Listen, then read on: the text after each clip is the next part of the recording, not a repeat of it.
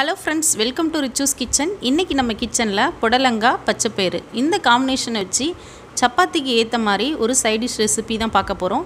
வீடியோக்குள்ள போறதுக்கு முன்னாடி நம்ம சேனலை இதுவரைக்கும் சப்ஸ்கிரைப் பண்ணலனா சப்ஸ்கிரைப் பண்ணிக்கோங்க. கூடவே பக்கத்துல இருக்க பெல் ஐகானை கிளிக் பண்ணிக்கோங்க. இப்போ வாங்க வீடியோக்குள்ள போலாம். இந்த ரெசிபிக்கு 1 கப் அளவு பச்சைப்பயிரை 6 to 7 hours தண்ணில நல்லா ஊற வச்சிட்டு எடுத்துர்க்கேன். ஊற வைக்கிறப்ப பார்த்தீங்கன்னா இது லைட்டா முளக்கட்டிருச்சு. நீங்க இதுக்கு பதிலா முளக்கட்டின பச்சைப்பயிறு கூட எடுத்துக்கலாம்.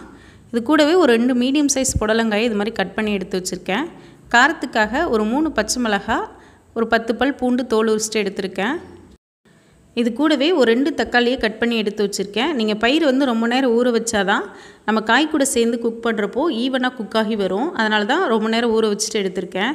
இப்போ எடுத்து வச்ச எல்லாத்தையும் ஒரு குக்கரில் ஆட் பண்ணிவிட்டு இது கூட கொஞ்சமாக பெருங்காயத்தூள், 1 டீஸ்பூன் மஞ்சள் தூள் சேர்த்துக்கலாம்.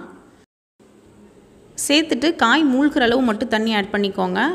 ரொம்ப அதிகமாக சேர்த்துட்டிங்கன்னா ஏன்னா காயிலேருந்து தண்ணி வரும், அதனால் ரொம்ப தண்ணி ஆயிரும். அதனால் மூழ்கிற அளவு மட்டும் தண்ணி சேர்த்துட்டு ஒரு 1/2 ஸ்பூன் அளவு மட்டும் சாம்பார் தூள் சேர்த்துக்கோங்க. குக்கரை க்ளோஸ் பண்ணிவிட்டு கரெக்டாக 2 விசில் மட்டும் விட்டு எடுத்துருங்க. ஏன்னா காய் வந்து சீக்கிரம் குக் ஆகிரும்.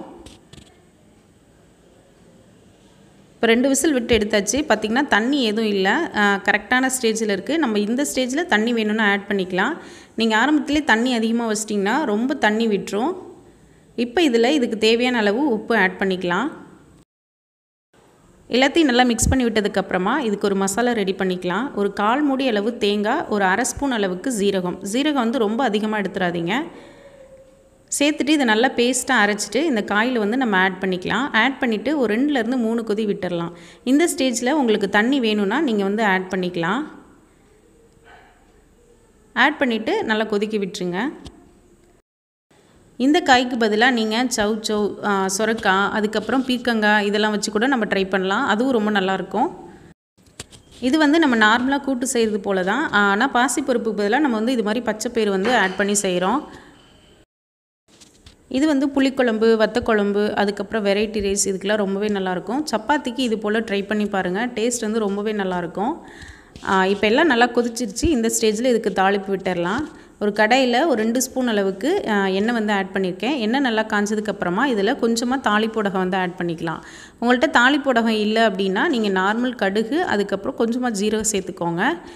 இது கூடவே ஒரு வரமிளகாய் சேர்த்துட்டு நல்லா பொரிய விட்டுடலாம். எல்லாம் நல்லா பொரிஞ்சதுக்கப்புறமா இதில் கொஞ்சமாக சின்ன வெங்காயம் கட் பண்ணி வச்சுருக்கேன். ஆட் பண்ணிவிட்டு கூடவே கொஞ்சமாக கருவேப்பிலை இலையும் சேர்த்துட்டு நல்லா வதக்கி விட்டுடலாம்.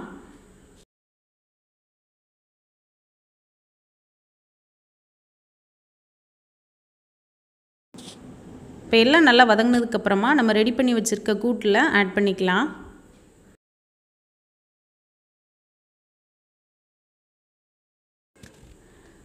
சப்பாத்திக்கு நார்மலாக குருமா, சட்னி, அதுக்கப்புறம் சன்னா மசாலா இது மாதிரி தான் நம்ம ட்ரை பண்ணியிருப்போம்.